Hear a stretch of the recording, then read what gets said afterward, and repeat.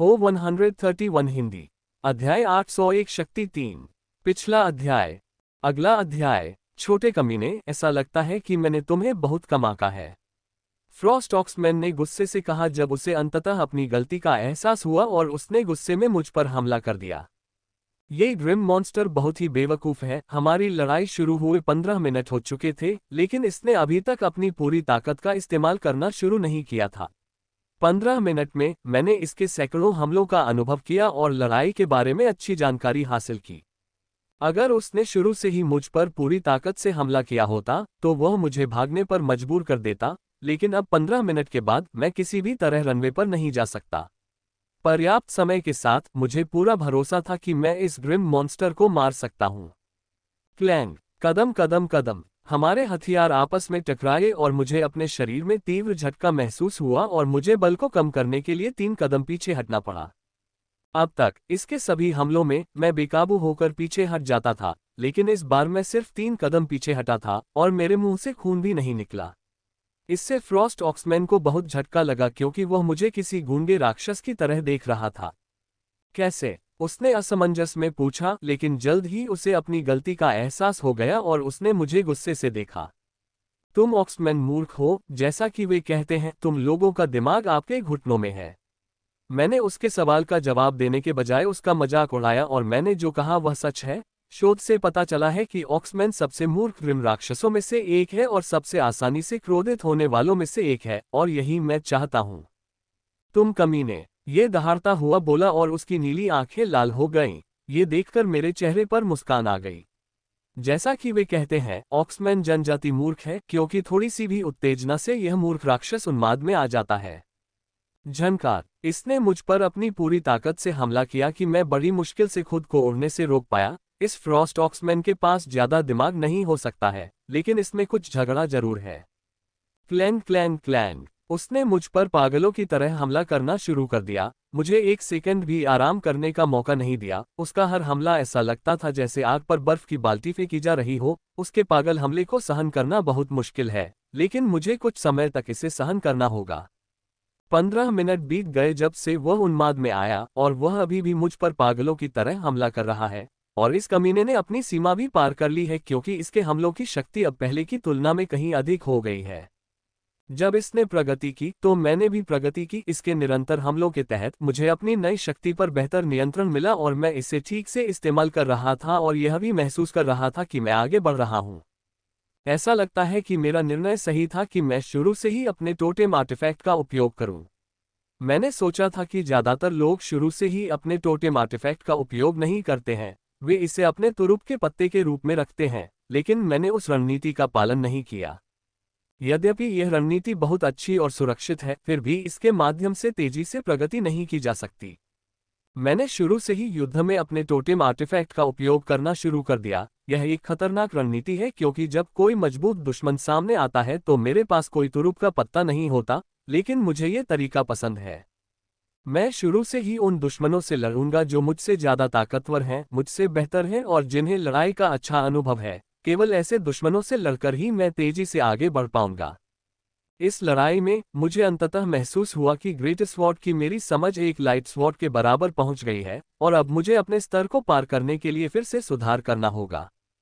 Clang clang clang, आखिरकार मैंने अपने मुंह में कहा कि इस क्षण के लिए इस फ्रॉस्ट ऑक्समैन का सामना करते हुए मुझे एक कदम भी पीछे नहीं हटना पड़ेगा। मैं एक कदम भी पीछे हटे बिना बराबरी की जमीन पर इसके खिलाफ लड़ सकता हूं, और यह विचार मुझे उत्साहित कर रहा है क्योंकि अब मैं विश्वास के साथ कह सकता हूं कि मैं इसे 1 घंटे के भीतर मार सकता हूं। चलो, तुम बड़े बेवकूफ हो, मैंने फ्रॉस्ट ऑक्समैन से जोर से कहा और मैंने उस पर सक्रिय रूप से हमला किया। मानव मरो। उन्माद में भी उसने मेरा आशय समझ लिया और मुझ पर दहाड़ने लगा। इससे पहले कि एक चमकदार सफेद परत ने उसे ढक लिया और उसकी गति अचानक बढ़ गई। वह इतनी तेज हो गई कि मैं केवल उसका प्रतिबिंब ही देख पा रहा था। freewebnovel.com। उफ, मैं अपनी आंखें बंद करके बुदबुदाने से खुद को नहीं रोक सका। मैंने उसे थोड़ा उकसाने के लिए मूर्ख कहा था। मैंने नहीं सोचा था कि मेरे हल्के से उकसावे पर वह इतना क्रोधित हो जाएगा कि सीधे अपनी रहस्यमय विधि का उपयोग करेगा।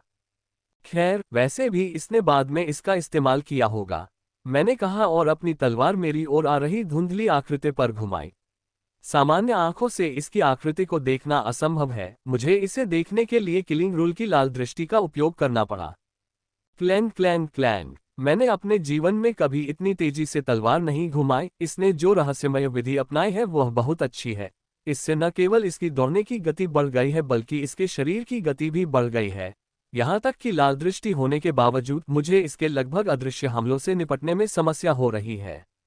मरना मरना मरना। अपनी रहस्यमय विधि को सक्रिय करने के कुछ ही मिनटों बाद उसने मुझ पर हमला करते हुए पागलों की तरह चिल्लाना शुरू कर दिया, क्योंकि चाहे उसने कितनी भी कोशिश की हो वह मेरा कुछ भी नहीं बिगाड़ पा रहा था। गूंगा बेल, क्या तुम बस इतना ही कर सकते हो?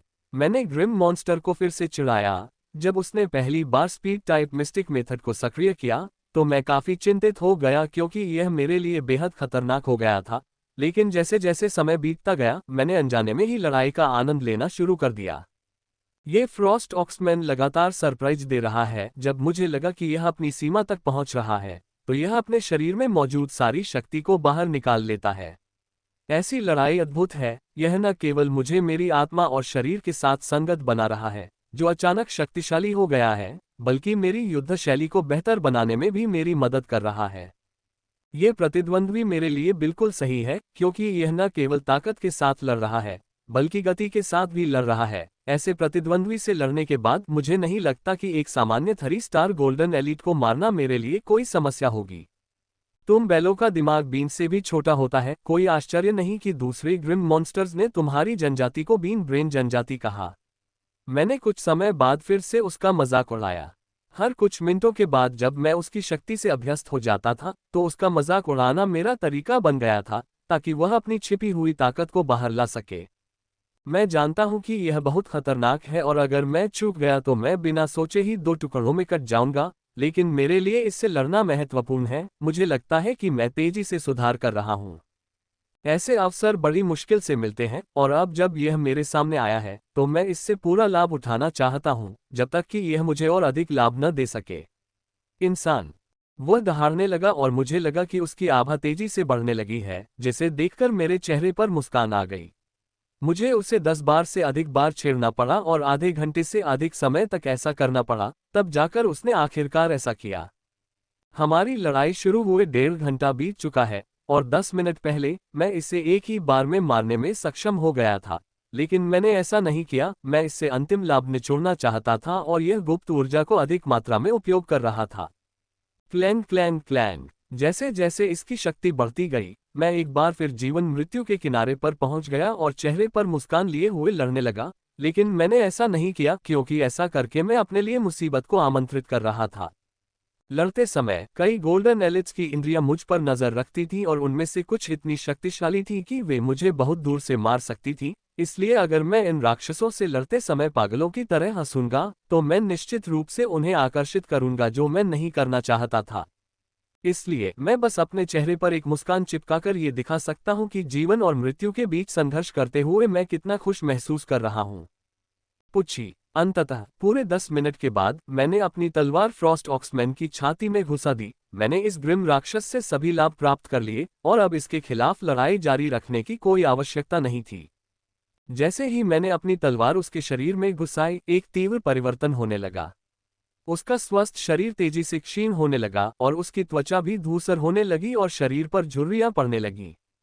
सिर्फ आधे मिनट में एक स्वस्थ युवा ग्रिम मॉन्स्टर एक बीमार दिखने वाले बूढ़े ग्रिम मॉन्स्टर में बदल गया था।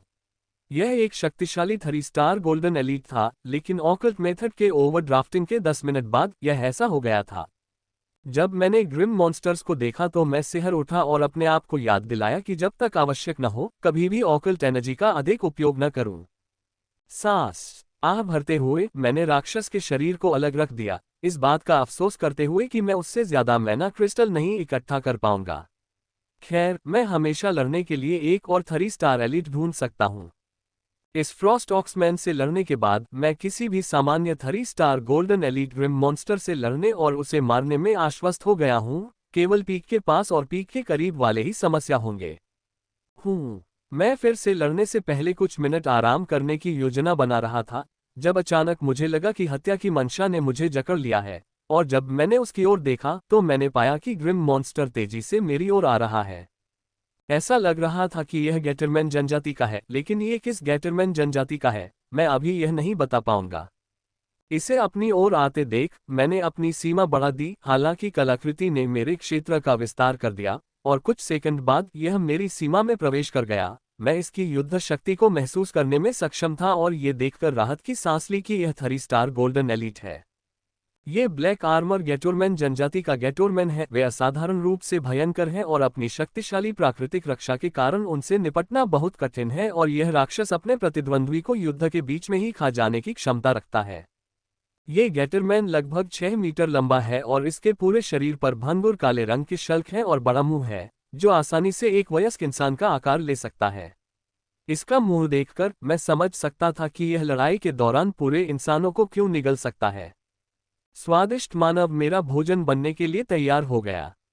ग्रिम राक्षस ने रुकने में कोई समय बर्बाद नहीं किया। वो पूरी गति से आगे बढ़ा और केवल एक छोटा वाक्य बोला, फिर उसने मुझ पर 6 मीटर लंबा कांटेदार डंडा घुमाया। सांस। मैं उस भयानक डंडे को देखकर आह भरने से खुद को नहीं रोक सका जो मेरी ओर आ रहा था। मेरी लड़ाई समाप्त हुए अभी कुछ मिनट भी नहीं हुए थे, लेकिन एक और ग्रिम मॉन्स्टर मुझसे लड़ने के लिए आया। मैं वास्तव में आराम करना चाहता था, बस 2 या 3 मिनट मेरे लिए पर्याप्त होते, लेकिन अब ये ब्लैक आर्मर गैटरमैन आ गया है, इसलिए मैं केवल मारने के बाद आराम करता हूँ। झनकार। मेरी तलवार उसके डंडे से टकराए और मेरे शरीर में कोई हलचल नहीं हुई। इससे राक्षस को गहरा सदमा लगा, जो शायद यह उम्मीद कर रहा था कि मैं एक पिचके हुए गुब्बारे की तरह उस पर वार करूंगा। इस राक्षस में उस फ्रॉस्ट ऑक्समैन के समान ही शक्ति है जिससे मैंने अभी लड़ाई की थी, इसलिए मुझे इससे डर नहीं लगता, और अगर मेरी किस्मत सही रही तो मैं इसे आधे घंटे के भीतर खत्म भी कर सकता हूं। आप हैं। मैंने हमला करते समय उसकी बात को बीच में ही रोक दिया और उसकी ताकत को देखते हुए वह बचाव के लिए तेजी से भागा। मैं अपने पहले हमले में उसे मारने के बहुत करीब पहुंच गया था, लेकिन ब्लैक आर्मर गैटोरमैन तेज था और उसने किसी तरह उसका बचाव किया। हरामी। उसने गाली दी, लेकिन मैं जवाब देने के मूड में नहीं हूं। मैं बस इस ग्रिम मॉन्स्टर को जितनी जल्दी हो सके मारना चाहता हूं, ताकि मैं दूसरे ग्रिम मॉन्स्टर की ओर बढ़ सकूं जो उससे ज्यादा चुनौतीपूर्ण है। Clang clang clang. हमारे हथियार लगातार टकरा रहे थे। मेरी तलवार की गति इतनी तेज थी कि ब्लैक आर्मर गैटोरमैन पूरी तरह से रक्षात्मक हो गया था। मुझ पर हमला करने की हिम्मत नहीं जुटा पा रहा था और ऐसा करते हुए उसने लगभग अपनी जान गंवा दी थी।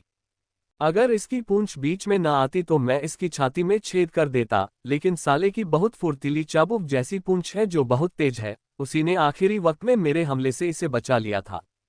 समय बीतता गया और लड़ाई शुरू हुए 10 मिनट बीत गए। जिस ब्लैक आर्मर गैटरमैन के खिलाफ मैं लड़ रहा था वह अपने अंतिम चरण में पहुंच गया था। उसने अपनी रहस्यमय विधि का उपयोग नहीं किया, उसने अपने शस्त्रागार के तहत जो कुछ भी था उसका उपयोग किया। ये देखते हुए कि किस प्रकार यह अत्यंत कठिन परिस्थिति में होने के बावजूद अपनी रहस्यवादी विधि का प्रयोग नहीं कर रहा है, मुझे नहीं लगता कि इसमें आक्रामक प्रकार की रहस्यवादी विधि है।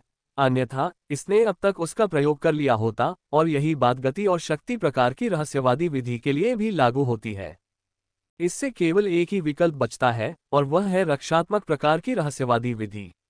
मुझे यकीन है कि इसमें रक्षात्मक प्रकार की विधि है, अन्यथा ये देखते हुए कि कितनी बार मेरी तलवार इसकी त्वचा को छूने के करीब होती है, इसके पास भागने का रास्ता होता, लेकिन ये काफी लापरवाह है। वह शांत मन से मुझसे लड़ रहा है, जैसे उसे कोई चिंता ही न हो मैं उसकी खाल में छेद कर पाऊंगा। खैर, उसे यह सोचने दो कि एक बार मेरी तलवार उसकी खाल को छू लेगी तो उसे पता चल जाएगा कि चाहे उसकी रक्षात्मक क्षमता कितनी भी अच्छी क्यों न हो, मेरे सामने वह कागज के अलावा कुछ भी नहीं है। 5 मिनट और बीत गए और ब्लैक आर्मर गैटोरमैन के मद्देनजर मेरे आक्रमण में कोई परिवर्तन नहीं आया।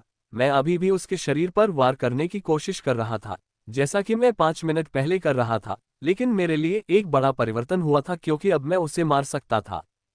लेकिन मैंने जानबूझकर अपने आक्रमण की गति को बनाए रखा। इसे अपनी सीमा बनाते हुए मैंने इसकी युद्ध शैली का और अधिक अध्ययन किया, जब तक कि मुझे यकीन नहीं हो गया कि मैं इसे किसी भी समय मार सकता हूं। अचानक मैंने ब्लैक आर्मर गैटोरमैन पर छलांग लगाई, कुशलतापूर्वक उसके कांटेदार डंडे को 1 इंच से बचाते हुए मैं उसकी छाती की ओर बढ़ा। मुझे अपनी ओर आते देख वह थोड़ा तनाव में आ गया और अपनी पूंछ को मेरी ओर हिलाया। ये देखकर मेरे चेहरे पर मुस्कान आ गई और मैं हवा में घूम गया, पूंछ से 1 सेंटीमीटर की दूरी से बचता हुआ। ब्लैक आर्मर गेटोरमैन पूरी तरह से थोड़ा घबरा गया और तुरंत अपने रक्षात्मक कौशल को सक्रिय कर दिया। मेरे चेहरे पर मुस्कान और भी अधिक चमक उठी जब मैंने देखा कि जब मेरी तलवार उसकी छाती से कुछ इंच की दूरी पर थी, तो काली रेत के एक मोटे बादल ने मेरी तलवार को ढक लिया और कुछ ही क्षण बाद बिना किसी प्रतिरोध के मक्खन में गर्म चाकू की तरह सहजता से उसकी छाती में घुस गई। मैंने ग्रिम मॉन्स्टर्स के शरीर को अलग रख दिया और लड़ने के लिए ग्रिम मॉन्स्टर्स की तलाश शुरू कर दी। युद्ध के मैदान के बाहरी इलाके में केवल 1 स्टार से 3 स्टार गोल्डन एलीट मौजूद है, इसलिए मुझे अपना अगला प्रतिद्वंद्वी खोजने के लिए ज्यादा मेहनत नहीं करनी पड़ी। मैंने अपना प्रतिद्वंद्वी चुना और धीरे धीरे उसकी ओर बढ़ा, थोड़ा आराम किया। युद्ध का मैदान बहुत बड़ा था और कुछ कमजोर गोल्डन एलीट ने मुझे रोकने की कोशिश की, लेकिन वे सभी 1 मिनट के भीतर मारे गए क्योंकि वे 1 स्टार और 2 स्टार गोल्डन एलीट थे। कुछ समय बाद मैं 3 स्टार गोल्डन एलीट के पास पहुंचा, जो कि मेरे द्वारा पहले लड़ी गई गोल्डन एलीट से काफी अधिक शक्तिशाली था और मैंने उससे लड़ना शुरू कर दिया। इस तरह 8 घंटे बीत चुके थे और मुझे कहना होगा कि हम इंसानों ने लड़ाई में बड़ी बढ़त हासिल कर ली है। मनोबल ऊंचा है और इसकी वजह से लोग ग्रिम मॉन्स्टर्स को मुर्गियों की तरह मार रहे हैं। लोगों को ग्रिम मॉन्स्टर्स के ज्यादातर हिस्से को मारने में ज्यादा से ज्यादा 1 या 2 घंटे लगेंगे। एफगई वे बीनो एल अंडस को सी सिग्माएम। हालांकि हम जीत हासिल कर रहे हैं, लेकिन इसकी कीमत बहुत ज्यादा है। ग्रिम मॉन्स्टर्स से लड़ते हुए हमने अपने हजारों लोगों को खो दिया है और आगे भी हम और भी ज्यादा खोते जाएंगे। युद्ध कठिन और क्रूर है, लेकिन यह एक आवश्यकता है। हम अपने प्रियजनों, अपने घर और जिस दुनिया में हम रहते हैं उसकी रक्षा के लिए लड़ते हैं और तब तक लड़ते रहते हैं जब तक कि एक भी ग्रिम मॉन्स्टर नहीं बचा। उनका पीछा करो, एक भी जीवित न छोड़ो। 3 घंटे बाद जब ग्रिम मॉन्स्टर्स ने आखिरकार पीछे हटने का आदेश दिया तो रेड आर्मर्स में लड़की चिल्लाई, ग्रिम मॉन्स्टर्स बुरी तरह से पराजित हो गए हैं। उनके पास लगभग 2 लाख लोग हैं, लेकिन अब 20,000 से भी कम लोग बचे हैं। यही हाल गोल्डन एलीट का भी है। वे 1,000 से ज्यादा गोल्डन एलीट लेकर आए हैं, लेकिन 400 से भी कम बचे हैं। एकमात्र ग्रिम मॉन्स्टर जो नहीं मरे थे वे प्लेटिनम थे, उनमें से एक भी दोनों तरफ से नहीं मरा। अगर हमारे पास 1 या 2 प्लेटिनम और होते तो हम 1 या 2 प्लेटिनम को मार सकते थे। हमारे पास केवल 5 गिल्ड लीडर हैं जो 13 दुश्मन ग्रिम राक्षसों के खिलाफ लड़ रहे थे। उनकी सारी ऊर्जा सभी दुश्मन प्लेटिनम को रोकने में चली गई थी। ये हमारा सौभाग्य है कि इतनी बड़ी असमानता के साथ लड़ने के बावजूद हमने कोई गिल्ड लीडर नहीं खोया।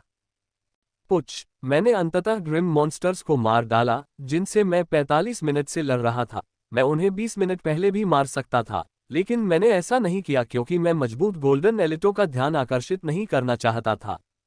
गोल्डन एलीट बनने के बाद से 13 घंटों में मैंने केवल 9 3 स्टार गोल्डन एलीट को मारा है। मैं डबल नंबर को मारने में सक्षम हो सकता था, लेकिन यह निश्चित रूप से अवांछित आंखों को आकर्षित करता, जो मैं नहीं चाहता। लेकिन अब जब ग्रिम मॉन्स्टर पीछे हट रहे हैं तो मुझे ऐसी चीजों पर ध्यान केंद्रित करने की आवश्यकता नहीं है। इस बार सभी ग्रिम राक्षस भागने पर ध्यान केंद्रित कर रहे हैं क्योंकि मनुष्य उन्हें मारने पर तुले हुए हैं, इसलिए उनके पास अपने से कमजोर किसी व्यक्ति के मारे जाने की चिंता करने का समय नहीं होगा। टकराना, मैंने एक छोटा सा धमाका किया क्योंकि मैं अपनी सबसे तेज गति से 3 सितारा अभिजात वर्ग वेयरवुल्फ की ओर उड़ रहा था। ये काफी कमजोर है, लेकिन कमजोर वाले वे हैं जिन्हें मैं खोज रहा हूं क्योंकि हमें अधिकतम ग्रिम राक्षसों को मारना है और इसका मतलब है कि मजबूत लोगों के पीछे जाने से केवल समय बर्बाद होगा। मुझे तेजी से अपनी ओर आते देख 3 स्टार गोल्डन एलीट वेयरवुल्फ डर गया और तेजी से उड़ने लगा, लेकिन इससे कोई फायदा नहीं हुआ क्योंकि मैं उससे ज्यादा तेज था और जल्द ही मैं उसके पास पहुंच गया और हमला कर दिया। पुच, मेरी तलवार उसकी पीठ में घुस गई। उसने अपनी रहस्यमय विधि को सक्रिय करने से बचने की कोशिश की थी, लेकिन मैंने अपनी तलवार उसकी छाती में घुसाने से पहले ही उसे कुछ इंच की दूरी से बचा लिया। वेयरवुल्फ का हमला बहुत खतरनाक था और जब मैंने अपनी किसी भी क्षमता का उपयोग किए बिना चकमा दिया, तो मैंने सोचा था कि मैं इससे मर जाऊंगा और अंतिम क्षण में अपनी रहस्यमय विधि का उपयोग करने के लिए तैयार रहूंगा, लेकिन सौभाग्य से मुझे ऐसा करने की आवश्यकता नहीं पड़ी। पिछले 13 घंटों में मैं अपनी मिस्टिक विधि का इस्तेमाल 7 बार कर चुका हूं और अब मैं इसे केवल 6 बार और इस्तेमाल कर सकता हूं। मैंने इसे ग्रिम राक्षसों पर इस्तेमाल नहीं किया क्योंकि मैं इसे आत्मरक्षा के लिए रखना चाहता था, ताकि अगर मैं किसी मजबूत ग्रिम राक्षस के हमले में आ जाऊं तो मैं सुरक्षित रह सकूं। यही कारण है कि मैं इसका प्रयोग नहीं करता और इसका प्रयोग केवल तभी करता हूं जब मेरा जीवन खतरे में होता है। मैं एक के बाद एक ग्रिम मॉन्स्टर को मारता रहा, लेकिन उनमें से अधिकतर 1 स्टार गोल्डन एलीट और 2 स्टार गोल्डन एलीट थे क्योंकि उन्हें मारना सबसे आसान है और 3 स्टार गोल्डन एलीट को मारना सबसे कठिन है। इसलिए मेरी नज़र जिस भी गोल्डन एलीट पर पड़ी, मैं उसे मार रहा हूं, बिना इस बात की परवाह किए कि वे किस स्टार पर हैं। और यह 1 से 3 स्टार गोल्डन एलीट पर लागू होता है, और ऊपर वालों के लिए मैं सख्ती से हमारे बीच एक दूरी बनाए रखता हूं क्योंकि मुझे अच्छी तरह से पता है कि 4 स्टार गोल्डन एलीट या उससे ऊपर के एक साधारण हमले में मुझे मारने की शक्ति है। समय बीतता गया और हम जल्द ही मरियाना हिल पहुंच गए और देखा कि मरियाना हिल के लोग और भी जंगली हो गए हैं। इस जगह के लिए उन्होंने कई लड़ाइयां लड़ी हैं और आज की लड़ाई ने उनके लिए इस इलाके को वापस लेने का सुनहरा मौका पैदा कर दिया था। वे और भी जंगली कैसे न हो जाएं। मारियाना पहाड़ियों से ग्रिम राक्षसों की चीखें गूंजने लगीं, चाहे वे जमीन पर हो या हवा में। मनुष्यों ने उन पर पागलों की तरह हमला करना शुरू कर दिया है। उन्हें इस बात की परवाह नहीं है कि वे कितने थके हुए हैं या उनके शरीर पर कितनी चोटें हैं। उनका एकमात्र ध्यान ग्रिम राक्षसों पर है जिन्हें उन्हें मारना है। जो नेता अब तक सिर्फ बचाव पर ध्यान केंद्रित कर रहे थे, उन्होंने भी अपना हमला तेज कर दिया, लेकिन उनकी किस्मत उतनी अच्छी नहीं रही क्योंकि नेताओं ग्रिम मॉन्स्टर्स ने शांति से जवाब दिया। वे लड़ाई में सबसे मजबूत अस्तित्व हैं, उन्हें पागलों की तरह भागने की जरूरत नहीं थी। वे केवल अन्य ग्रिम राक्षसों की वापसी को कवर करना चाहते थे, लेकिन वे ऐसा करने में सक्षम नहीं थे कि गिल्ड लीडर किसी भी प्रयास को विफल कर देगा। और इसके अग्रभाग में लाल कवच में एक छोटी लड़की है। वह अकेले ही 5 ग्रिम राक्षसों को संभाल रही है। हालांकि हर सेकंड उसके शरीर पर भयानक चोटें दिखाई दे रही हैं, लेकिन वे गंभीर नहीं है क्योंकि उसे जो भी चोटें लगी हैं वे उसके गैर महत्वपूर्ण हिस्से पर हैं। ग्रिम राक्षसों का एक भी ऐसा हमला नहीं है जिसने उसके महत्वपूर्ण हिस्से को मारा हो। मैंने भी कुछ नहीं रोका और उन्माद में ग्रिम राक्षसों को मारना शुरू कर दिया और यहाँ तक कि 2-3 सितारा स्वर्ण अभिजात वर्ग को मारने के लिए 2 बार अपनी रहस्यमय विधि का उपयोग किया। ये दोनों स्वर्णिम अभिजात वर्ग असाधारण रूप से मजबूत थे, यहाँ तक कि मेरे लिए भी मुझे उन्हें मारने के लिए एक उच्च जोखिम उठाना पड़ा और मुझे बहुत गंभीर चोटें आईं। अगर मेरे संविधान ने मुझे कुछ सेकंड की राहत नहीं दी होती तो मैं निश्चित रूप से मर गया होता। उस क्षण के बाद से मैं थोड़ा शांत हो गया और अपने आसपास के लोगों की मनोदशा से खुद को प्रभावित नहीं होने दिया। उन क्षणों में मैं अनजाने में अपने आसपास की हत्या की मंशा से प्रभावित हो गया और ऐसे जोखिम उठाए जो मेरे लिए बहुत खतरनाक थे।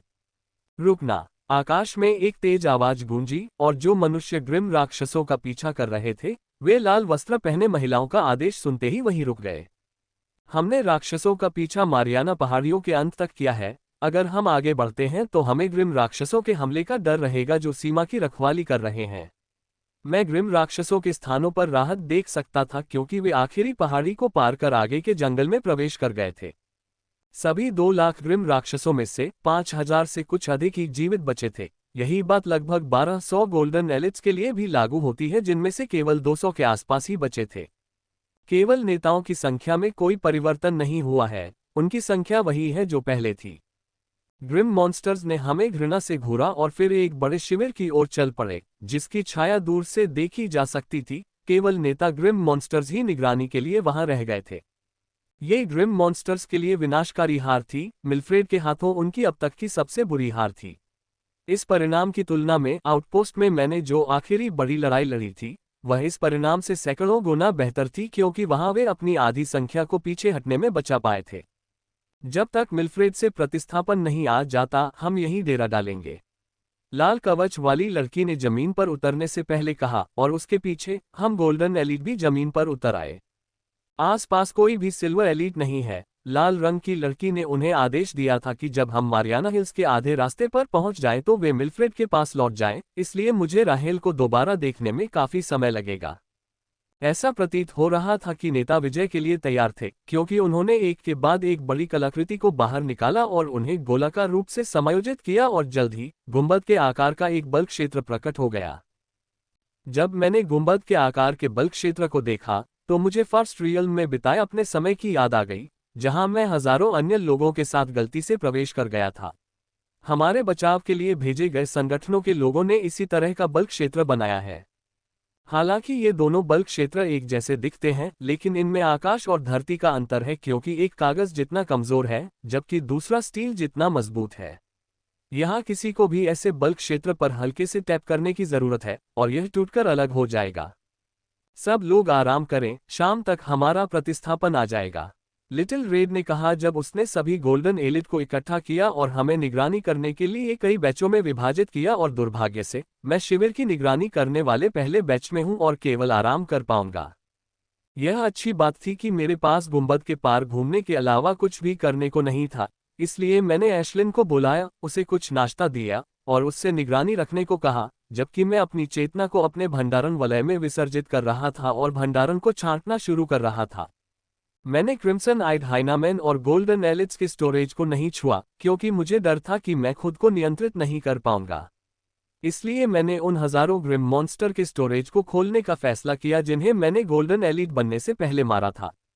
गोल्डन एलिट चरण अलग है, पहले मुझे स्टोरेज खोलने और सामान को छांटने में 30 सेकंड से 1 मिनट का समय लगता था, लेकिन अब मुझे मुश्किल से 5 से 10 सेकंड लगते हैं।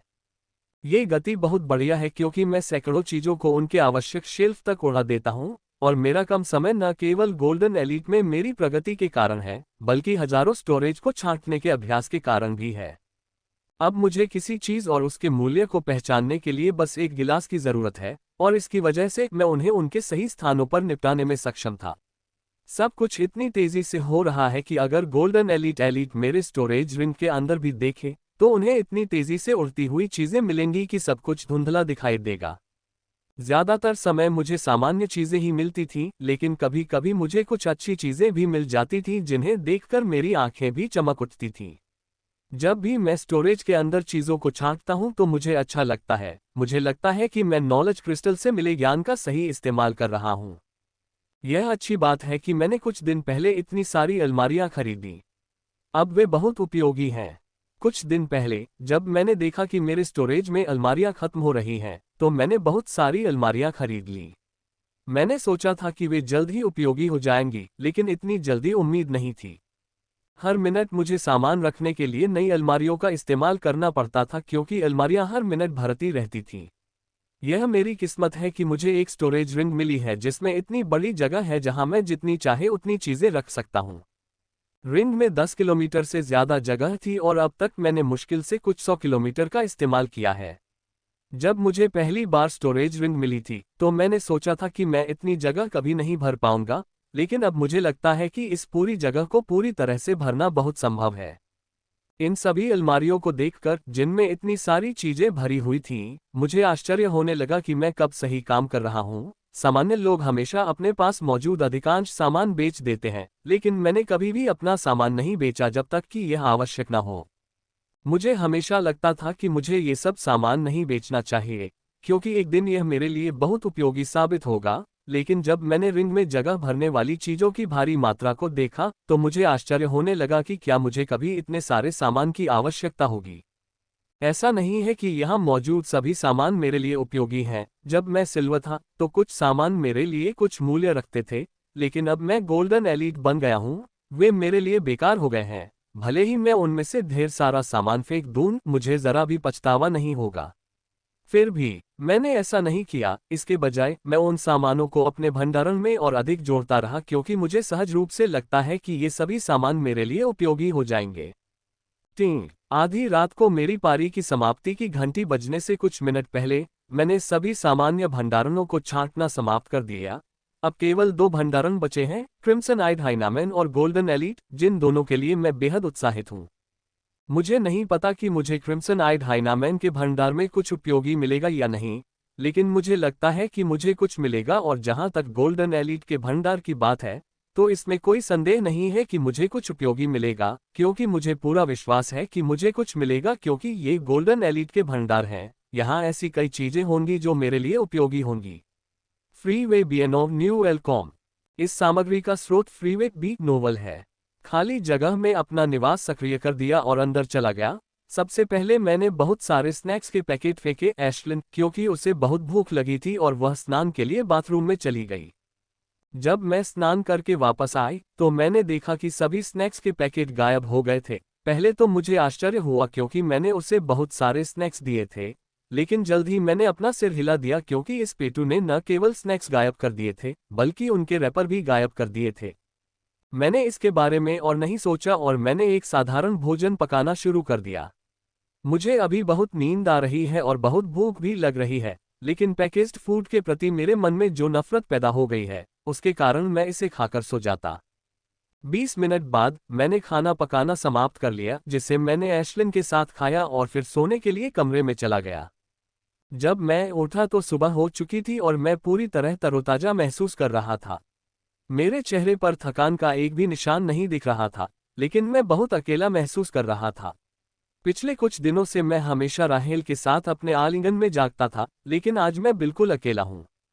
मुझे अपनी उदासी भरी मनोदशा से बाहर आने में कुछ समय लगा, लेकिन मैं बाहर आ गई और सीधे फ्रेश होने के लिए चली गई। उसके बाद मैंने एशलिन और अपने लिए रात का खाना बनाना शुरू किया और पिछली रात के विपरीत, जिसे मैंने जल्दबाजी में बनाया था, आज का भोजन बिल्कुल भी जल्दबाजी में नहीं बनाया गया था।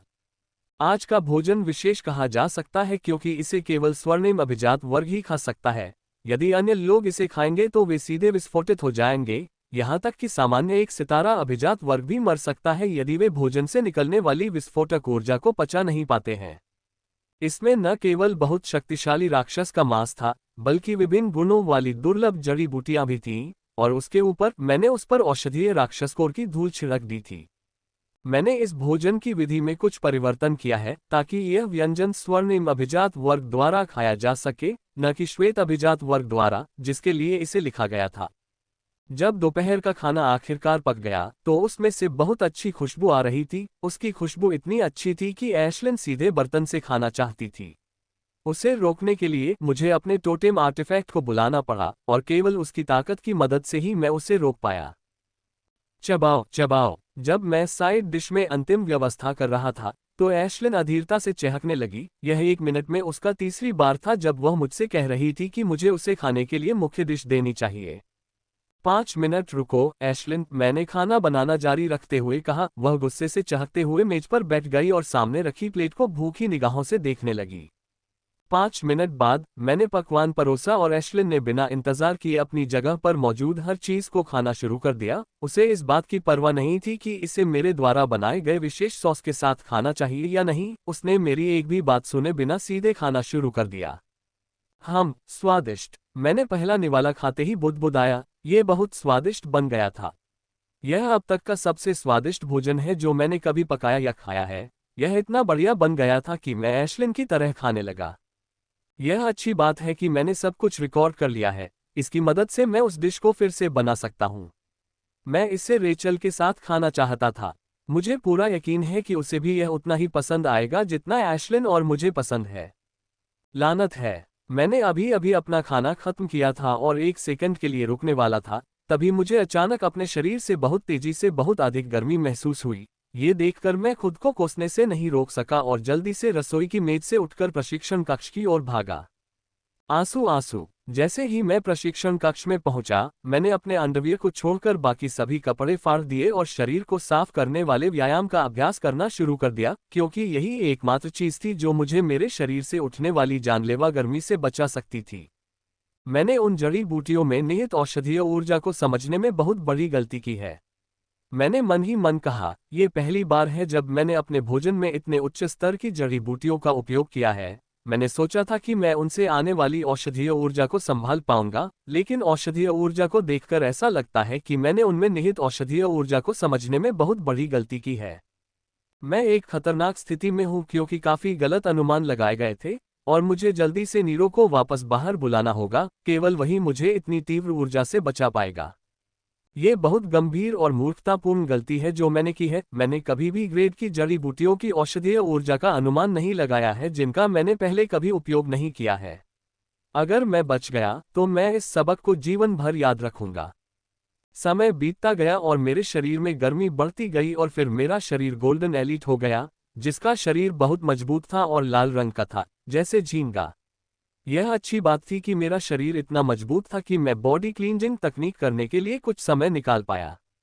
यदि मेरी जगह कोई अन्य 1 स्टार गोल्डन एलीट होता तो वे टुकड़ों में बिखरने से पहले इतनी भयानक ऊर्जा सहन नहीं कर पाते।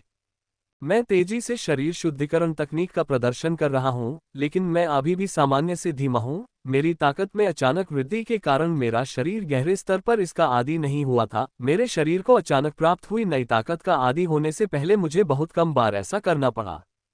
सामान्यतः मुझे इससे कोई समस्या नहीं होती, लेकिन वर्तमान में मैं जीवन और मृत्यु के उस मोड़ पर हूं जहां एक सेकंड की देरी मुझे नष्ट कर सकती है। मैं चाहता हूं कि मेरी वर्तमान स्थिति में ऐसी समस्या न आए। मैंने प्रदर्शन जारी रखा, तब भी जब मेरे शरीर के हर छेद से खून बहने लगा और मेरे रूप पर दरारें पड़ने लगीं, जिनसे मुझे दवा की ताजगी भरी गंध आ रही थी। ये सामान्य समय में बहुत सुंदर गंध होती है, लेकिन अब मुझे ऐसा लग रहा है जैसे यह मौत की गंध है। समय बीतता गया और अंततः जब शरीर अपनी सीमा पर पहुंचने वाला था, तो नीरो बाहर आया और पहले से भी अधिक तेज गति से ऊर्जा खाने लगा। जब मैंने नीरो को देखा तो मुझे समझ में आया कि उसकी गति क्यों बढ़ गई थी। उसके शरीर पर उत्परिवर्तन के निशान 10% से 20% तक पहुंच गए थे। मुझे इसके कारण के बारे में सोचने की जरूरत नहीं है। उत्परिवर्तन उस बहुरंगी ऊर्जा के कारण हुआ था जो मैंने ग्रिम मॉन्स्टर से चूसी थी।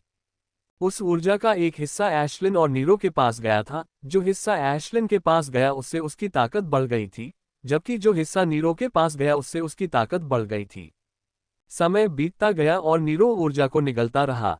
पहले जब नीरो बाहर आया तो मेरी स्थिति नियंत्रित थी, लेकिन समय बीतने के साथ ये स्थिर होने लगी। अब ये पूरी तरह से स्थिर हो गई है क्योंकि मेरे शरीर ने जो कुछ भी खाया था उसे पूरी तरह से पचा लिया था और किसी भी अधिक औषधीय ऊर्जा का उत्पादन बंद कर दिया था। freewebnovel.com। धप। अब जब मेरा शरीर सुधर गया है और मैं गोल्डन एलीट बन गया हूं, तो मुझे एक स्तर ऊपर पहुंचने के लिए बहुत अधिक ऊर्जा की आवश्यकता होगी। कुछ दिन पहले मैंने पहले ही पीक मेजर स्टेट में सफलता प्राप्त कर ली थी। अगर मैं फिर से सफलता प्राप्त करना चाहता हूं तो मुझे नियमित रूप से इस तरह के उच्च ऊर्जा वाले भोजन खाने होंगे, अन्यथा मैं भविष्य में जल्द ही सफलता प्राप्त करने के बारे में भूल सकता हूं। कुछ सेकंड बाद मुझे लगा कि मेरे शरीर में ऊर्जा वापस आ रही है। मैं उठा और कमजोर हालत में शॉवर की ओर चल दिया। 15 मिनट बाद जब मैं शॉवर से वापस लौटा और एशलिन को देखा तो मेरा मुंह आश्चर्य से खुला रह गया। ये नन्हा बच्चा गहरी नींद में सो रहा है, लेकिन यह आश्चर्य की बात नहीं है क्योंकि यह उसकी आदत है। मैं जिस चीज से हैरान हूं वह है खाली बर्तन। एक भी टुकड़ा बचा नहीं था। मैंने जो बनाया था वह बहुत अधिक था क्योंकि मैं बचा हुआ खाना भी रात के खाने में खाना चाहता था, और गर्मी लगने से पहले बर्तन आधा भरा हुआ था, लेकिन अब उसमें कुछ भी नहीं बचा है। एशलिन बहुत पेटू है, लेकिन उसने पहले कभी इतना नहीं खाया था और नहीं भूली। कल मैंने उसे जो ढेर सारे स्नैक्स दिए थे, उसने उन्हें इतने कम समय में खत्म कर दिया था कि उनके रैपर भी नहीं बचे थे। उसके साथ कुछ गड़बड़ है। जब वह जागेगी तो मुझे उससे पूछना पड़ेगा, मैंने सोचा और फिर अपने कमरे में चला गया। शाम तक जब हमारा प्रतिस्थापन आया तब हम आखिरकार मिल्फ्रेड के लिए निकल सके। मुझे पिछली रात की तरह शिफ्ट नहीं करना पड़ा, इसलिए मेरे पास पूरा दिन है और मुझे बहुत सारे काम करने हैं। बिस्तर पर लेटते हुए मैंने अपनी चेतना को अपने स्टोरेज रिंग में डुबोया और स्कारलेट आइड हाइनामन के स्टोरेज बैंड को देखा। मैं खुद को इसे खोलने से रोक रहा था क्योंकि मुझे इस स्टोरेज से बहुत उम्मीदें हैं। उन ग्रिम राक्षसों ने इतनी सारी चीजों के बारे में बात की जिनके बारे में सामान्य ग्रिम राक्षसों और मनुष्यों को कोई जानकारी नहीं है, और जीवन निष्कर्षण कला नामक उस अजीब विधि को भी न भूलें जिसका उपयोग उन्होंने मुझ पर किया था। वह चीज वैसी ही है जैसी मैंने पहले कभी देखी या सुनी है, और ईमानदारी से कहूं तो मुझे वह कला चाहिए। इसका सिर्फ एक बार इस्तेमाल ही इसे इन बिटवीन से गोल्डन एलीट तक पहुंचाने के लिए काफी था। अगर मेरे पास ऐसी कला होती तो मेरे लिए आगे बढ़ना मुश्किल नहीं होता। हालांकि यह जीवन निष्कर्षण कला वर्जित लगती है। जब तक मैं इसे गुप्त रखता हूं और ग्रिम राक्षसों पर इसका उपयोग करता हूं, ये ठीक रहेगा। मैं आमतौर पर ऐसी कला नहीं चाहता था क्योंकि मैं अपने अंदर ग्रिम ऊर्जाओं को मिला रहा होता, लेकिन कैस क्रशिंग होली टॉवर के साथ मुझे ऐसी चीजों का सामना नहीं करना पड़ा। कैस क्रशिंग होली टॉवर मेरे अंदर आने वाली किसी भी ऊर्जा को मेरे उपयोग के लिए परिष्कृत कर सकता है, चाहे वह कॉस्मिक ऊर्जा हो, मन हो या ग्रिम ऊर्जा कुछ भी हो।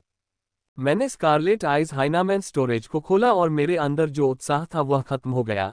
इसकी एक झलक ही मेरे लिए ये जानने के लिए पर्याप्त थी कि स्टोरेज रिंग में कुछ भी मूल्यवान नहीं है। इसमें जो भी सामान था वह या तो सामान्य था या फिर ऐसा सामान था जो समान स्तर के ग्रिम मॉन्स्टर के पास हो सकता था।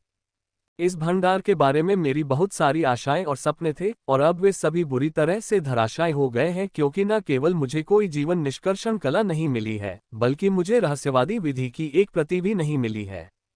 ऐसा महसूस होता है जैसे किसी ने मेरे शरीर से दिल निकाल लिया हो और उसे मेरे सामने ही कुचल दिया हो, जबकि मैं खुशियों भरी जिंदगी जी रही थी। और मैं केवल संघर्ष ही कर सकती थी क्योंकि मेरी आंखों से रोशनी गायब हो गई थी।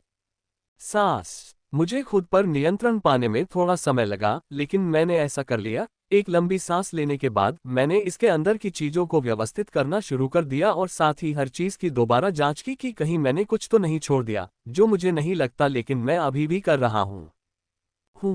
मैं स्कारलेट आइड हाइनामैन से सारा सामान शेल्फ पर रख ही रहा था कि अचानक मेरी नज़र फिर से सामान्य दिखने वाले बैंगनी क्रिस्टल पर पड़ी। पहले तो मुझे लगा कि ये सामान्य ऊर्जा क्रिस्टल हैं जिनके अलग अलग रंग हैं। मैंने ऐसे कई क्रिस्टल देखे हैं जिन्होंने इसकी पूरी शेल्फ को भर दिया है। लानत है। जब मैंने उस सामान्य क्रिस्टल को बाहर निकाला और उसे ध्यान से देखा तो मैं जोर से कोसने लगा, क्योंकि उसके अंदर जो चीज थी वह अब मेरे पास मौजूद सबसे महंगी चीज बन गई थी। मुट्ठी के आकार के बैंगनी क्रिस्टल के अंदर सामान्य पानी की बूंद के आकार की एक गहरे बैंगनी रंग की बूंद होती है। ये गहरे बैंगनी रंग के खून की बूंद की तरह दिखती है और अगर कोई इसे आवर्धक कांच से ध्यान से देखे तो उसे गहरे बैंगनी रंग की बूंद में बहुत ही छोटी बिजली की चापें रेंगती हुई दिखाई देंगी।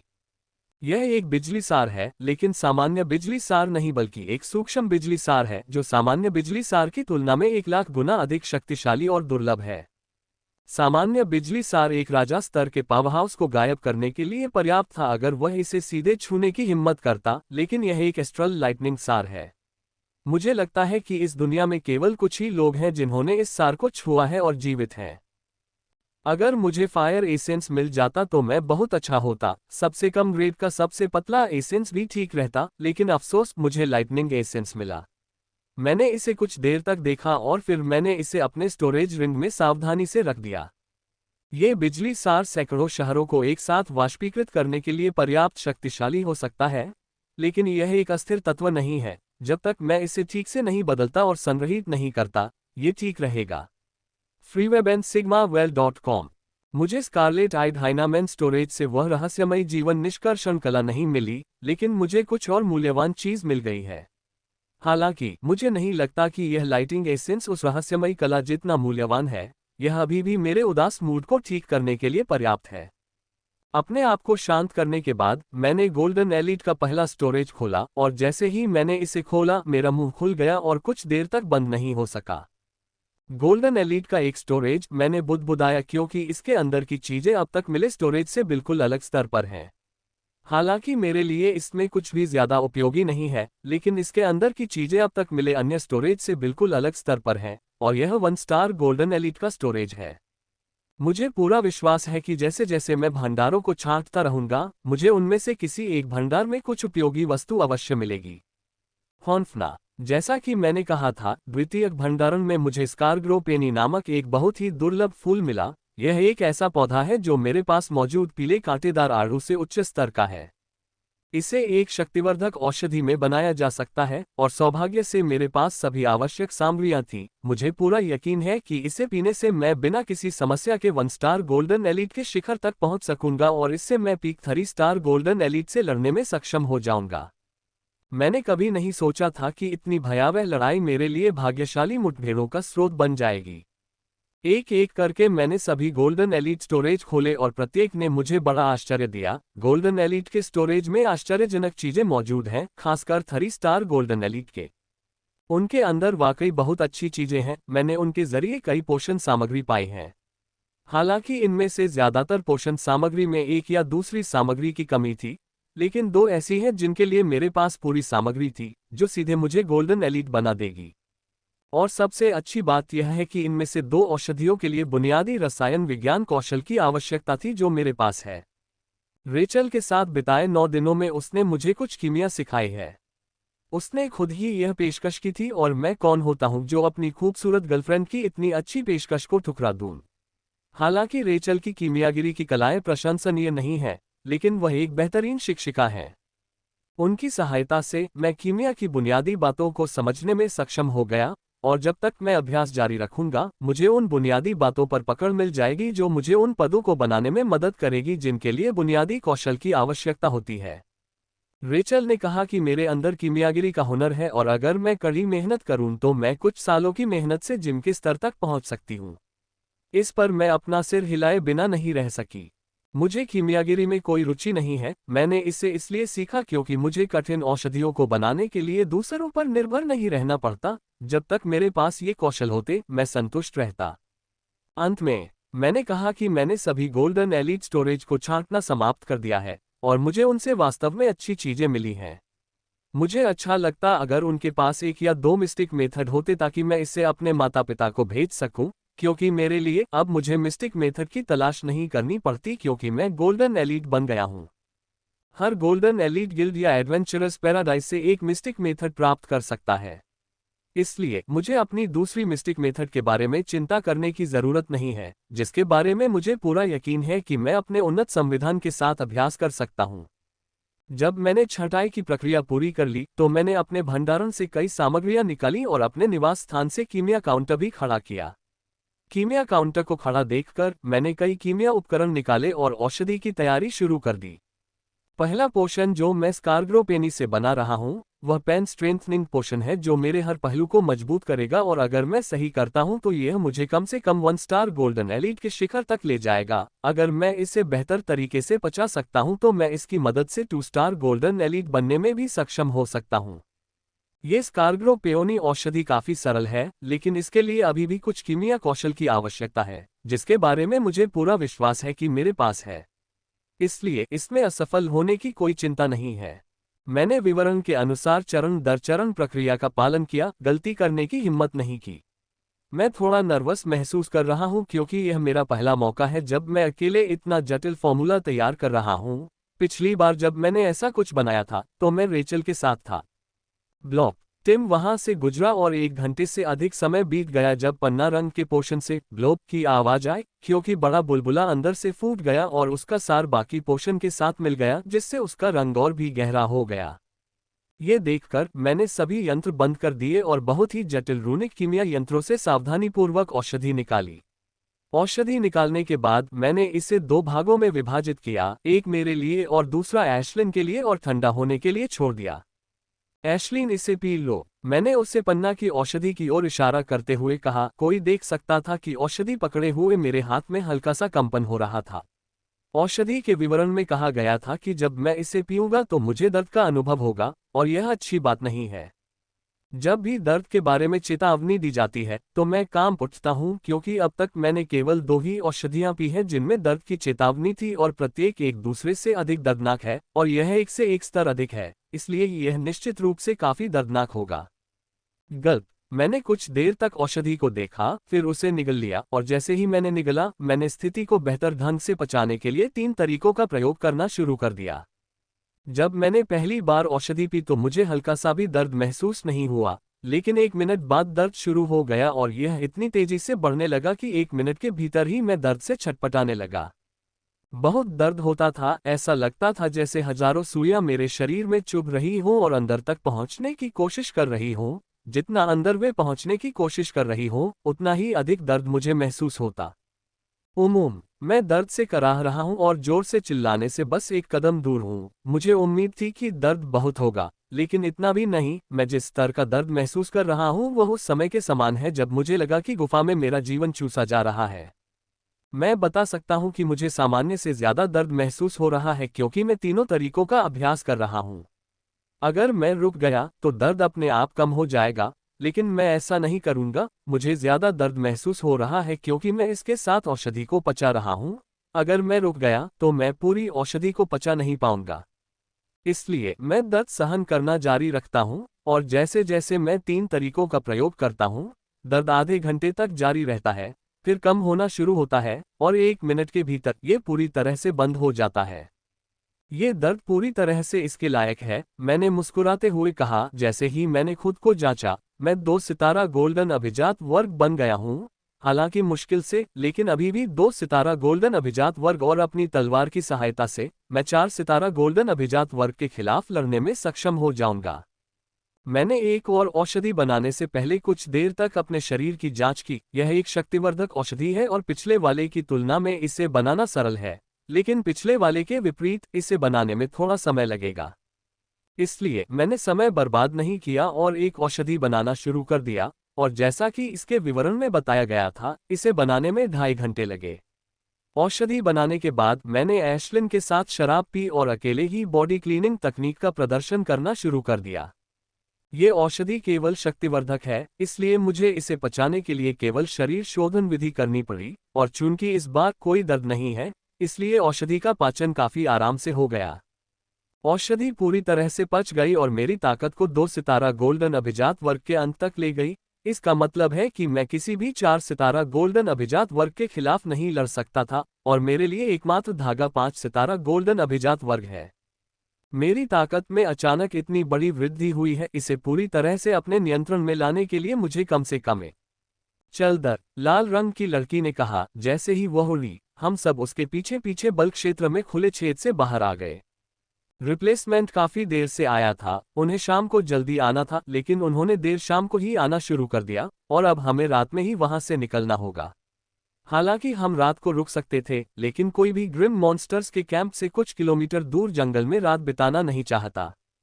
हमारी उड़ान की गति बहुत तेज है, और 1 स्टार गोल्डन एलीट जो सहन कर सकते हैं उसकी सीमा पर मैं देख सकता हूं कि कुछ 1 स्टार गोल्डन एलीट अपनी उड़ान की गति को बनाए रखने के लिए अपनी पूरी कोशिश कर रहे हैं। तब की तुलना में मैं काफी ठीक हूं, मैं किसी भी तनाव में नहीं हूं। यहां तक कि अगर मैं 1 स्टार गोल्डन एलीट होता तो भी मुझे ज्यादा तनाव महसूस नहीं होता। मेरे पास शुद्ध मैना और पर्याप्त मैना स्टोरेज है, जो कैस क्रशिंग होली टॉवर की दूसरी मंजिल पर पहुंचने के बाद और भी शुद्ध और बड़ा हो गया है। इसलिए मुझे गति के बारे में ज्यादा चिंता करने की जरूरत नहीं है, मुझे सिर्फ ग्रिम मॉन्स्टर्स के हमलों की चिंता है। लाल रंग की लड़की ने पहले ही आसपास के कुछ शक्तिशाली ग्रिम मॉन्स्टर्स की खोज कर ली है और उपयोगकर्ताओं को सावधान रहने की चेतावनी दी है। सिर्फ वही नहीं, बल्कि मैंने भी कई ग्रिम मॉन्स्टर्स की खोज की थी जो चुपके से हमारा पीछा कर रहे थे। वे सभी गोल्डन एलीट हैं, और अगर हम उनके खिलाफ सूखे की स्थिति में हैं, तो वे हमें काफी संघर्ष देंगे। लेकिन ऐसा प्रतीत नहीं होता कि वे हम पर हमला करने की योजना बना रहे हैं, कम से कम अभी तो नहीं, बल्कि ऐसा प्रतीत होता है कि वे हमारा पीछा करना चाहते हैं। मैं इस भ्रम में नहीं हूं कि वे हम पर हमला नहीं करेंगे। इस बात की पूरी संभावना है कि युद्ध छिड़ जाए, और यह युद्ध पिछले युद्ध से ज्यादा खतरनाक होगा। ग्रिम मॉन्स्टर्स जो पहले हमसे लड़ चुके हैं, उन्हें हमारी ताकत का पूरा अंदाजा है, और अगर वे हमला करने का फैसला करते हैं, तो इसका मतलब है कि उन्होंने पर्याप्त तैयारी कर रखी है। यही कारण है कि मैं पूरी तरह सतर्क रहता हूं और ग्रिम राक्षसों पर नजर रखने के लिए अपनी सभी संवेदी क्षमताओं का प्रयोग करता हूं, ताकि यदि वे हमला करें तो जवाब देने के लिए तैयार रहूं। समय बीतता गया और हम एक के बाद एक पहाड़ियों पर उड़ते हुए मारियाना हिल के किनारे पर पहुंच गए, लेकिन हमारा पीछा कर रहे एक भी ग्रिम मॉन्स्टर ने हमला नहीं किया था, और जब हम मारियाना हिल की आखिरी पहाड़ी पर पहुंचे तो पीछा भी बंद हो गया था। सांस, ये देखकर कि मैं राहत की सांस लेने के अलावा कुछ नहीं कर सकता, मैं अब और नहीं लड़ना चाहता। यदि यह पहले होता तो मैं लड़ने के लिए उत्सुक होता क्योंकि मेरी ताकत बढ़ गई थी, लेकिन अब मैं सिर्फ मिल्फ्रेड से राहेल के पास जाना चाहता हूँ। किसी कारण से मुझे जाने की इच्छा हो रही है, मिल्फ्रेड। अगर मैं किसी समूह के साथ नहीं उड़ रहा होता तो मैं निश्चित रूप से अपनी अधिकतम गति से मिल्फ्रेड तक उड़ता। समय बीतता गया और भोर हो गई, और इसके साथ ही मैं दूर से मिल्फ्रेड की धुंधली सी आकृति देख सकता था। उसके चेहरे पर एक उज्ज्वल मुस्कान दिखाई दे रही थी। हमारे समूह की गति अनजाने में बढ़ गई थी, और वे 1 स्टार गोल्डन एलीट और 2 स्टार गोल्डन एलीट पीछे छूट गए। मैं 3 2 स्टार गोल्डन एलीट में से एक हूं जो अग्रणी समूह के साथ अपनी गति बनाए रख सकता है। 20 मिनट बाद हम मिल्फ्रेड पहुंच गए, और मैं ग्रुप के साथ गिल्ड की ओर उड़ गया। मैं अपने अपार्टमेंट में जाना चाहता था, लेकिन मुझे गिल्ड में जाकर अपनी रिपोर्ट बनानी थी और अन्य औपचारिकताएं पूरी करनी थी। उन्हें पूरा किए बिना मैं अपने अपार्टमेंट में वापस नहीं जा सकता था। ये नियम सिर्फ गोल्डन एलीट पर ही नहीं बल्कि गिल्ड लीडर जैसे प्लेटिनम पर भी लागू होता है। शहर में प्रवेश करने के बाद वे समूह से अलग हो गए और एडवेंचरस पैराडाइज की दिशा में गायब हो गए। धड़ धड़, मैं बाकी लोगों के साथ जमीन पर उतरा और सीधे 51वीं मंजिल पर जाकर अपनी रिपोर्ट तैयार की। रिपोर्ट तैयार करने में मुझे 1.5 घंटे लगे, और जैसे ही मैंने रिपोर्ट तैयार की, मुझे गिल्ड से मेल मिला। वे काफी तेज हैं। मैंने जब मेल पढ़ा तो कहा कि मैं कैप्टन बन गया हूं। कैप्टन बनने के लिए न केवल बहुत सारी योग्यताएं अर्जित करनी पड़ती हैं, बल्कि गोल्डन एलीट भी बनना पड़ता है।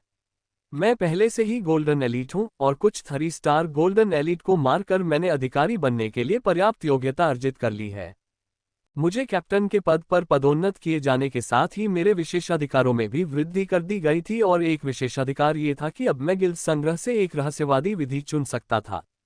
यदि यह सामान्य समय होता तो मैं ऐसा करता और अपनी जरूरत की सभी चीजें भी यहां से ले आता, लेकिन आजकल मुझे उन चीजों को करने में कोई रुचि नहीं है। मैंने जल्दी से अपनी सारी औपचारिकताएं पूरी की और फिर अपने अपार्टमेंट की ओर चल पड़ा। यह अच्छी बात थी कि मैं एक अधिकारी बन गया और इसके साथ ही मैं शहर में पहले से ज्यादा तेज गति से नहीं उड़ सकता था। जल्द ही मैं अपने अपार्टमेंट में पहुंच गया और अंदर जाने के लिए खिड़की खोली तो देखा कि राहेल सोफे पर चिंतित भाव के साथ बैठी हुई थी। वह इतनी चिंता में खोई हुई थी कि उसे मेरे आने का पता ही नहीं चला। राहेल, मैंने धीरे से पुकारा। मेरी आवाज ने उसे वर्तमान में ला दिया। उसने आश्चर्य से मेरी ओर देखा, फिर उसके चेहरे पर खुशी के भाव उभरे। माइकल, उसने आश्चर्य से कहा और पलक झपकते ही वह मेरे सामने आ गई। उसे अपने सामने आते देख मैं कुछ कहने ही वाला था कि मैंने पाया कि मेरा खुला मुंह उसके होठों से बंद हो गया है और हम जोश से चूमने लगे। जैसे जैसे चुंबन आगे बढ़ा, हमारे हाथ एक दूसरे के शरीर पर घूमने लगे और फिर हमारे कपड़े उड़ने लगे, यहां तक कि मेरे शरीर पर कपड़ों का एक भी टुकड़ा नहीं बचा। जगह की परवाह किए बिना हमारे शरीर एक दूसरे को छूने और तलाशने में एक दूसरे में घुलने मिलने लगे। हमारी हरकतें धीमी और तेज लयबद्ध थीं, मानो वे एक ही सिक्के के दो हिस्से हों। एक दूसरे के साथ हम सिर्फ शारीरिक सुख ही नहीं खोज रहे हैं, बल्कि हर पल प्यार भी बढ़ रहा है। यह एक ऐसा अद्भुत एहसास है कि मैं इसमें खो जाना चाहता हूं, लेकिन मानव शरीर की सीमाएं सीमित हैं और अभी के लिए मैं अपनी सीमा तक पहुंच गया हूं और फिर से आगे बढ़ने से पहले मुझे कुछ समय आराम करना होगा। इस बार हमने 4 घंटे तक ये सिलसिला जारी रखा। हमने इसकी शुरुआत लिविंग रूम से की, लेकिन इसका अंत मेरे बेडरूम में हुआ। आप कैसी हैं? कुछ मिनट की चुप्पी के बाद मैंने उनसे पूछा और धीरे से उनके सिर को सहलाया, जो मेरी छाती पर पड़ा था। यह एक ऐसा प्रश्न है जो मुझे पूछना चाहिए, रेचेल ने मुस्कुराते हुए कहा और अपनी गर्दन मेरी ओर घुमाई। बताओ, तुम्हें किस बात की इतनी चिंता है? मैंने आखिरकार पूछा। कुछ दिनों से मैं जानता था कि वह किसी बात को लेकर परेशान है। मैंने उससे कभी सीधे तौर पर इस बारे में नहीं पूछा था, लेकिन अब उसकी आंखों में इतना डर देखकर मैं खुद को पूछने से रोक पाया। वह कुछ सेकंड तक तो कुछ नहीं बोली, लेकिन उसकी आंखों में छिपी चिंता उसके चेहरे पर उभर आई। न जाने क्यों उन भावों को देखकर मुझे अपना वाक्य वापस लेने की इच्छा हुई, क्योंकि मुझे लगा कि मुझे उत्तर पसंद नहीं आएगा। माइकल, मैं जा रहा हूँ। माइकल, मैं जा रहा हूँ, रेचेल ने कहा और मुझे ऐसा महसूस हुआ जैसे मेरे पैरों तले जमीन खिसक गई हो। मुझे उससे कुछ बुरी खबर की उम्मीद थी, लेकिन मैंने कभी नहीं सोचा था कि वह हमें छोड़कर चली जाएगी, जबकि हमारे बीच सब कुछ इतना अच्छा चल रहा था। हम खुश थे, हम एक दूसरे के प्यार का आनंद ले रहे थे, डेट पर जा रहे थे, सब कुछ अद्भुत था। क्यों, कैसे, कब? मेरे मुंह से ऐसे शब्द निकले जो शब्दों में बयां नहीं किए जा सकते थे, क्योंकि मैं ठीक से सोच भी नहीं पा रहा था। मेरा सवाल सुनकर उसके चेहरे पर उदासी और भी बढ़ गई और मैं उसकी आंखों में आंसू देख सकता था। तुम्हें इनहेरिटेंस द्वारा मचाए गए हंगामे के बारे में पता है? रेचल ने पूछा। ये सवाल सुनकर मैं भौंचक्की रह गई, लेकिन फिर भी मैंने सिर हिला दिया, क्योंकि मुझे पता था कि इसने पूरे शहर में अराजकता पैदा कर दी थी। लोग अभी भी उस दिन एक पल के लिए महसूस किए गए भारी दमनकारी एहसास से अंदर तक हिल गए हैं। ठीक है, ये केंद्रीय महाद्वीप से कुछ लोगों को लाया था। उन्होंने कहा कि मुझे एक महाकाव्य वर्ग विरासत मिली है और केवल उनके संगठन के संसाधनों के साथ ही मैं इसकी क्षमता को पूरी तरह से उजागर करने और इसकी असली शक्ति को बाहर लाने में सक्षम हो पाऊंगी, राहेल ने धीरे से कहा। यह सुनकर मुझे ज्यादा आश्चर्य नहीं हुआ, बल्कि लगा कि यह संभव है। एलेन ने कुछ अजीब लक्षण दिखाए थे और एक अत्यंत शक्तिशाली शिक्षक उसके लिए आया था, इसलिए यह सामान्य बात है कि लोग उस व्यक्ति के लिए आएंगे जिसने पूरे शहर को अपने वश में कर लिया था। क्या तुम महाद्वीप पर नहीं रह सकती? मैंने पूछा। एलेन अभी भी महाद्वीप में है और उसकी शिक्षिका उसे यहाँ मार्गदर्शन दे रही है, इसलिए शायद रेचेल भी उसके साथ रह सकती है जो उसका मार्गदर्शन करने आए। मेरे सवाल पर रेचेल ने धीरे से अपना सिर हिलाया। नहीं, मैं उनसे ये कुछ दिन बड़ी मुश्किल से मांग पाए, उसने कहा। ये सुनकर मैं समझ गया कि उसके पास कोई विकल्प नहीं है, चाहे वह चाहे या न चाहे उसे जाना ही होगा। तुम कब जा रही हो? मैंने कुछ देर बाद उसके बालों को धीरे से सहलाते हुए पूछा। 2 दिन बाद, उसने कहा और वह मुझसे कसकर चिपक गई। इतनी जल्दी? मेरा दिल फिर से धड़क उठा। मुझे उम्मीद थी कि वह 1 सप्ताह और रुकेगी, लेकिन 2 दिन, वे भी बहुत कम हैं। क्या तुम कुछ और समय के लिए नहीं रुक सकती? मैंने पूछा, जिस पर उसने सिर्फ सिर हिलाकर मना कर दिया। मुझे लगता है कि वे दूसरों को भी ले जा रहे हैं। मैंने पूछा तो उसने सिर हिला दिया। वह अकेली नहीं है जिसे यह विरासत मिली है। 4 अन्य लोग भी हैं और चूंकि वे राहेल को ले जा रहे हैं। हम चुप रहे, हर कोई अपने विचारों में व्यस्त था। मैं उसके जाने के विचार से निपटने की कोशिश कर रहा हूं, जबकि वह भी ऐसा ही कर रही होगी। राहेल, क्या तुम जानती हो कि एडमेंटाइन क्या है? मैंने 1 घंटे की चुप्पी के बाद आखिरकार पूछा। ग्रिम मॉन्स्टर, मैं इस बारे में बहुत बात करके थक गया था। जब सुबह मेरी पहुंच अपग्रेड हुई तो मैंने जल्दी से इस दुनिया को खोजा, लेकिन इसके बारे में कुछ भी नहीं मिला। आप एडमेंटाइन के बारे में कैसे जानते हैं? रेचल ने आश्चर्य से मुझसे पूछा। जब उसने ये सुना तो वह वाकई आश्चर्यचकित लग रही थी, लेकिन फिर उसने मेरी तरफ उलझन भरी नजरों से देखा, जैसे उसे कुछ याद आ गया हो। तुम्हें पता है कि गोल्डन एलिट से ऊपर एक स्तर है जिसे प्लेटिनम कहा जाता है ना? रेचल ने मुझसे पूछा। मैंने सिर हिलाया। उससे ऊपर एक स्तर है जिसे डायमंड कहा जाता है और उससे ऊपर का स्तर एडमेंटाइन है, उसने कहा। मैं ये सुनकर हैरान हूं। मैंने अनुमान लगाया था कि एडमेंटाइन एक ऐसा स्तर होगा जो लॉर्ड स्टेज में मौजूद होगा, लेकिन कभी नहीं सोचा था कि यह नाइट स्टेज में है। मैंने कभी नहीं सोचा था कि प्लेटिनम से ऊपर का कोई स्तर होगा और उसके ऊपर एक और स्तर होगा। प्लेटिनम बनना पहले से ही बहुत मुश्किल है, क्योंकि इसके लिए आपको मानव शरीर की सीमा को तोड़ना होगा। अगर वे ऐसा करते हैं तो इससे उन्हें लॉर्ड स्टेज पावरहाउस से लड़ने की शक्ति मिलती है। फिर डायमंड और फिर एडमोंटाइन तक पहुंचना कितना मुश्किल होगा। इसमें कोई आश्चर्य नहीं कि ग्रिम मॉन्स्टर्स खुशी में पागलों की तरह हंसने लगा जब उसने सोचा कि मुझे चूसने से उसे एडमेंटाइन तक पहुंचने की क्षमता मिल जाएगी। अब जब मैंने एडमेंटाइन के बारे में सोचा तो मुझे अंधेरे अंतरिक्ष में घृणा की याद आई। जब इसकी शक्ति बढ़ रही थी, ये सिर्फ नाइट स्टेज में अकल्पनीय रूप से शक्तिशाली हो गई थी कि मैंने नाइट स्टेज आभा के सामने हिलना शुरू कर दिया था। प्लेटिनम, डायमंड और एडमाटाइन को सीमा स्तर कहा जाता है। इन 3 सीमा स्तरों में जितना ऊपर जाएगा, भविष्य में विकास के लिए उतनी ही अधिक संभावनाएं होंगी और शक्तिशाली विरासत के साथ जुड़ने में कोई समस्या नहीं होगी, उसने कहा और फिर चुप हो गई। मैंने सुना है कि मानव शरीर की सीमाओं को सामान्य तरीकों से नहीं तोड़ा जा सकता। मैंने पूछा। मुझे इसके बारे में पहले पता नहीं था, लेकिन जब मैं मिल्फ्रेड शहर लौट रहा था तो मैंने पीक गोल्डन एलिट से कुछ ऐसा सुना जिससे मुझे एहसास हुआ कि सीमा को तोड़ना उतना आसान नहीं है जितना लगता है। मेरा प्रश्न सुनकर रेचेल की आंखों में जटिल भावनाएं उभर आईं। जैसे ही उसने मेरी ओर देखा, मैं बता सकता था कि वह आगे जो कुछ कहेगी उसे सुनना बहुत कठिन होगा।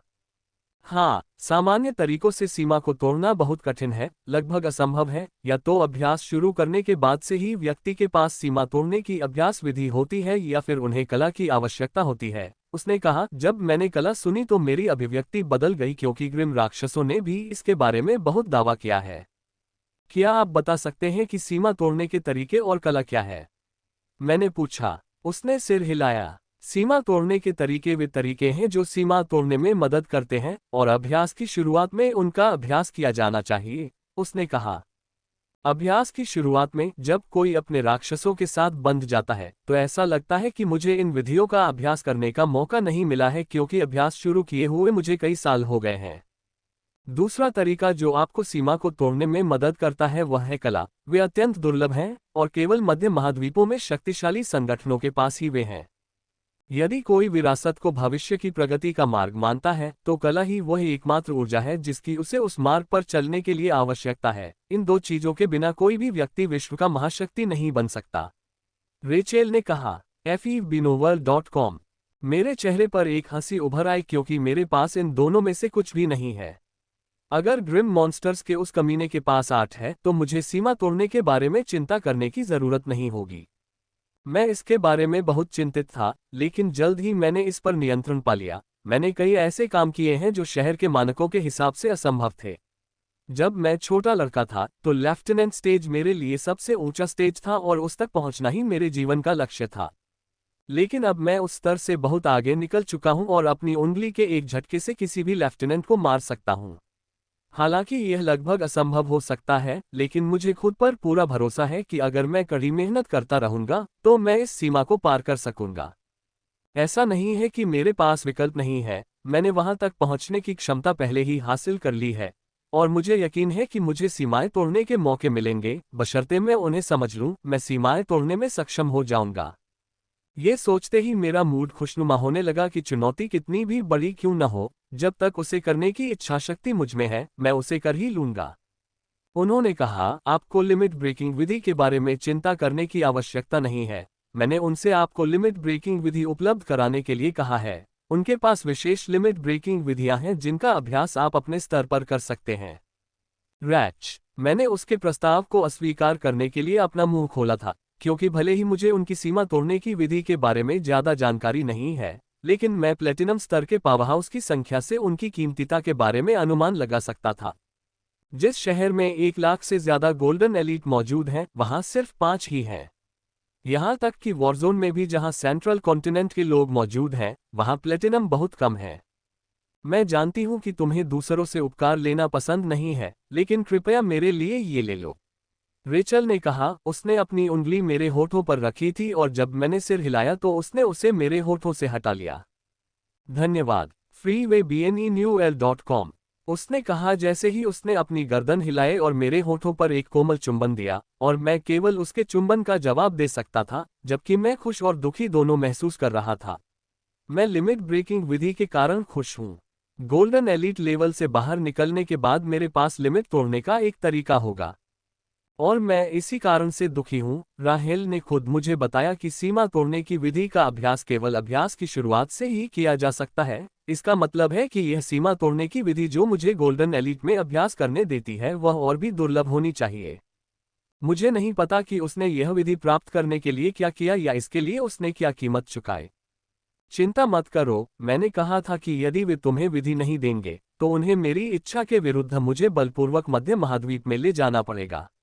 रेचल ने मुस्कुराते हुए कहा। यह सुनकर मैं राहत की सांस लेने से खुद को रोक नहीं सका और यह भी सोचने लगा कि रेचल की विरासत कितनी शक्तिशाली है कि उन्होंने उसके अनुरोध पर मुझे सीमा तोड़ने की विधि देना स्वीकार कर लिया।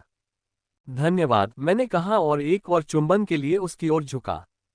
समय बीतता गया और 2 दिन पलक झपकते ही बीत गए। 2 दिन हमने एक दूसरे के साथ बिताए।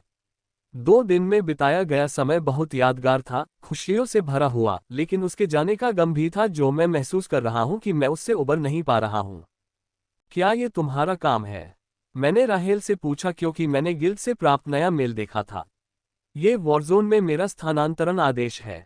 मैं आज रात वॉरजोन नंबर 13 हेम के लिए रवाना हो जाऊंगा। हाँ, उसने स्वीकार किया। आज जब वह चली जाएगी तो मैं भी अपार्टमेंट छोड़ने जा रहा था। इस अपार्टमेंट में उसकी बहुत सारी यादें हैं, और मैं नहीं चाहता कि जब मैं पहले से ही इतना दुखी था तो वे हर पल उसे याद रखें। तो वे कब आएंगे? मैंने मांस काटते हुए पूछा। 2 घंटे में, उसने जवाब दिया और मुझे वह सब्जी थमा दी जो उसने काटी थी। मुझे अच्छा लगता अगर हम दोनों को कुछ और समय अकेले मिलता, लेकिन चूंकि 4 लोग यहाँ आ रहे हैं और राहेल वहां नहीं जा रही है, इसलिए मुझे राहेल के लिए उन्हें सहना होगा। और जो दोपहर का भोजन मैं बना रही हूँ वह रेचल के लिए है। यह आखिरी भोजन है जो मैं उसके जाने से पहले उसके लिए बनाऊंगी, और मुझे नहीं पता कि उसके जाने के बाद हम कब मिलेंगे, और यह विचार मुझे कुछ हद तक घुटन देता है। शायद 1 घंटे में। हमें खाना खत्म हुए लगभग 15 मिनट हो चुके थे और अब हम उनके आने का इंतजार कर रहे हैं। मुझे उम्मीद है कि वे जितना देर से आ सकते थे आए होंगे ताकि मैं रेचल के साथ अधिक समय बिता सकूं। Lady Rachel. अचानक मुझे 2 आवाजें एक साथ सुनाई दी और अचानक मेरे सामने 6 लोग आ गए। ये देखकर मैं इतना चौंक गया कि मैं खुद को प्रतिक्रिया करने से रोक नहीं पाया। मेरे सामने 6 लोग हैं, जिनमें से 4 से मैं परिचित हूं जबकि बाकी 2 से मैं पूरी तरह परिचित हूं। उनमें से 2 लोग 20-20 साल के हैं, जो काफी आश्चर्यजनक है क्योंकि मैंने सोचा था कि वे मध्यम आयु वर्ग के लोग होंगे। वे पुरुष और महिला हैं, दोनों ने सफेद कपड़े पहने थे और उसमें बहुत खूबसूरत लग रहे थे। पुरुष ने चटकीला सफेद सूट पहना हुआ था जबकि महिला ने एक सुंदर सफेद पोशाक पहनी हुई थी। दोनों की छाती पर एक गोल बिल्ला था, जिस पर पवित्र सफेद बादल को चीरती हुई रक्तवर्णी तलवार को दर्शाया गया था। जिसने भी इन बिल्लों को बनाया है वह अवश्य ही एक मास्टर होगा क्योंकि उनका काम कला के एक काम की तरह लग रहा था। मुझे उनमें किसी प्रकार का शक्ति उतार चढ़ाव महसूस नहीं हुआ, लेकिन मुझे ऐसा महसूस हुआ कि मैं एक ब्लैक होल को देख रहा हूँ। मुझे ऐसा ही महसूस हुआ जब मैंने एलियंस शिक्षक की ओर देखा, हालांकि उनके सामने बहुत बड़ा अंतर था। मैं सोचता हूँ कि ये दोनों लोग एलियंस के शिक्षक के सामने चींटियां हैं, जैसे मैं उनके सामने हूँ। उन दोनों ने मेरी ओर एक सहज नज़र से देखा, जैसे कि मैं उनके सामने कोई महत्व नहीं रखता हूँ, और फिर राहेल और बाकी लोगों को सम्मानपूर्ण भाव से देखा। माइकल, जिम ने मेरी ओर आते हुए कहा, इन पांचों लोगों ने मुझे सीधे तौर पर त्याग दिया है। अगर मैं नहीं होता, अगर रेचेल मुझे अपराध बोध से नहीं देखती, तो मैं उन्हें अपने घर से बाहर निकाल देता, चाहे वे लोग कितने भी शक्तिशाली क्यों न हों। मैं उनके व्यवहार के लिए खेद व्यक्त करता हूँ। जिम ने मुझे गले लगाते हुए मेरे कान में धीरे से कहा, प्राइड ऑफ इनहेरिटेंस के कारण कम से कम एक व्यक्ति तो नहीं बदला। मैंने मन ही मन कहा, जब मैंने 4 लोगों को देखा जो रेचल के साथ उत्साहपूर्वक बात कर रहे थे।